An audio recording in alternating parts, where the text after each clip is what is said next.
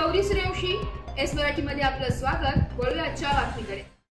मराठा आरक्षणासाठी विदर्भ, मराठवाड्यासहित उत्तर महाराष्ट्र व राज्याच्या कानाकोपऱ्यातून आलेले हजारो मराठा सेवकांनी मराठा आरक्षणाचे आंदोलन संपताच थेट रायगड किल्ला गाठलाय।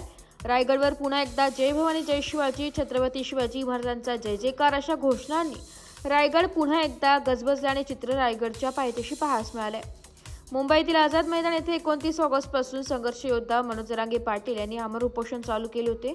मात्र मराठा आरक्षण उपहास समितीने राज्य सरकारच्या वतीने उपोषण करते जरांगे पाटील यांना त्यांनी केलेल्या मागण्यांचा प्रस्ताव मान्य केल्याने संघर्ष योद्धा जरांगे पाटील यांनी उपोषण मागे घेतल्याने मुंबई पाहून व मुंबईत उपोषणाच्या ठिकाणी वास्तव्य करून माघारी गावी निघालेल्या लाखो मराठा सेवकांपैकी अनेकांनी थेट रायगड किल्ला गाठल्याचं पाहायला मिळालंय। एस मराठी न्यूजसाठी निलेश लोखंडे, रायगड। अशाच नवीन ताज्या घडामोडी जाणून घेण्यासाठी आमच्या एस मराठी न्यूज चॅनलला लाईक करा, शेअर करा, सबस्क्राइब करा आणि बेल आयकॉनला क्लिक करायला विसरू नका।